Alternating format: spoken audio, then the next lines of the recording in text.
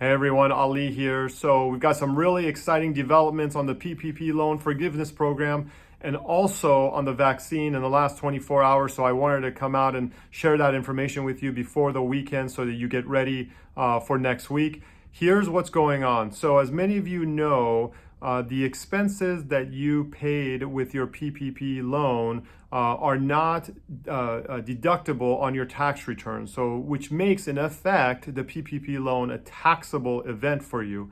So, in other words, if you're in the, let's say the highest tax bracket and you got $100,000 from the PPP loan, you would have had to pay $50,000 in taxes come April 15th. So this was obviously really bad, not the intent of Congress. Both sides of the aisle were really upset by this and have been complaining all summer long, going into the fall about this.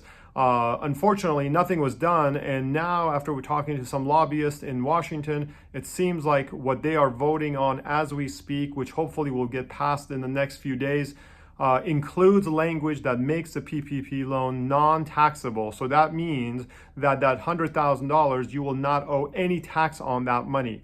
So that is a huge relief for so many people, and for all of us small business owners, it's a huge help and probably in line with what Congress was thinking when they initially passed it. So that's one piece of good news for all of you.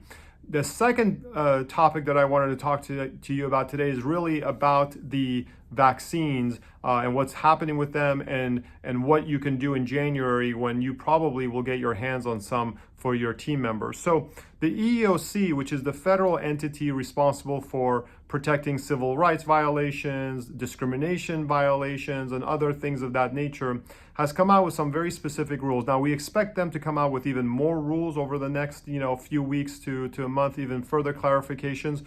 But here's what you need to know moving forward. So the first question is that they answered is, can I require my employees to get the vaccine? And the answer is yes, unless they fit under one of these categories. Either there's a disability that prevents the employee from getting the vaccine, or there is a religious reason why they cannot get the vaccine. If one of those two appears, then you've got to reasonably accommodate that employee.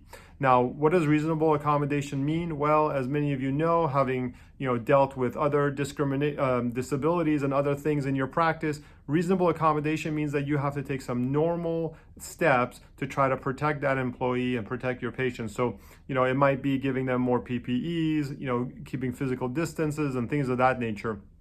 If you really think that you cannot reasonably accommodate them, then the next step is determining whether that employee is a direct threat to your patients and your other team members. Now, that's a term of art that the EEOC uses, a direct threat.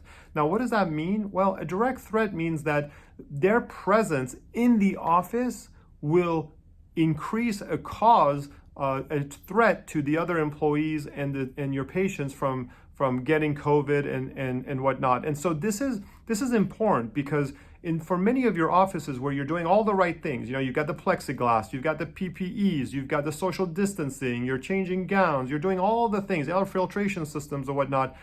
It might be hard to show that an employee who is requesting a reasonable accommodation because of their disability or religious reason, that they are a direct threat to your team or whatnot. So it's a case-by-case analysis, but we think it might be hard to show that. So keep that in mind as you're going through this. Now, if you do determine that they are a direct threat and that they fit into that category, then you can exclude that employee from coming to work. Now, that doesn't mean termination. You can't terminate them, but you can prevent them from coming to work until we get past this pandemic or for some time. And the EEOC wasn't super clear about that. So just kind of keep that in mind. Now, some of you may hire a company to administer the vaccine to your patients, to your employees. And so with that, those companies will probably ask some preliminary questions. And those questions are going to be considered medical questions. And so the EEOC wants us to inform you that you have to be very careful about the kind of questions you ask.